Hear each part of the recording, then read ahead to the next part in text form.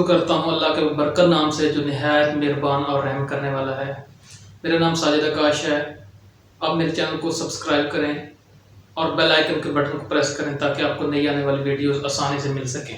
آج کا ہمارا ٹاپک ہے بجٹ 2021۔ کیا بجٹ 2021 میں پی ٹی آئی کی حکومت نے عام آدمی کو ریلیف دیا؟ کیا ٹیکسز کی مد میں کن کن اشیاء میں ٹیکسز کی مد میں عام آدمی پر بوجھ ڈالا گیا؟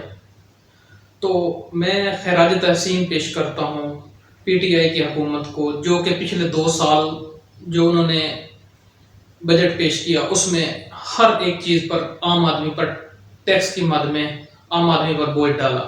لیکن یہ تیسرا بجٹ تھا جس میں کوئی نئے ٹیکسز نہیں لگائے گئے اور عام آدمی کو تقریباً ریلیف دیا گیا ہے۔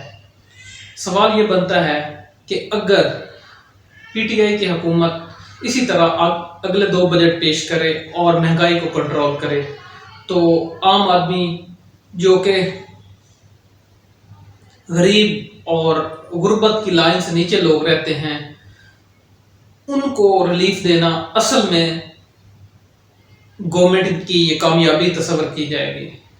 درمیانہ طبقہ اور ہائر طبقہ کے لوگوں کو ٹیکسز کی مد میں اور ان چیزوں پر کوئی اتنا خاص فرق نہیں پڑتا، اور ان لوگوں پہ فرق پڑتا ہے جو بیچارے غریب محنت کش لوگ ہوتے ہیں، جو ایک ٹائم کا اپنا پیٹ پالنے کے لیے گزارا بڑی مشکل سے کرتے ہیں۔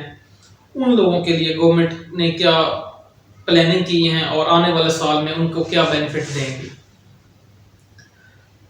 تیسرے سال میں پی ٹی آئی کی حکومت نے کوئی خاص ٹیکسز گورنمنٹ نے کوئی خاص ٹیکسز لاگو نہیں کیے، تو یہ گورنمنٹ کی بہت بڑی کامیابی ہے۔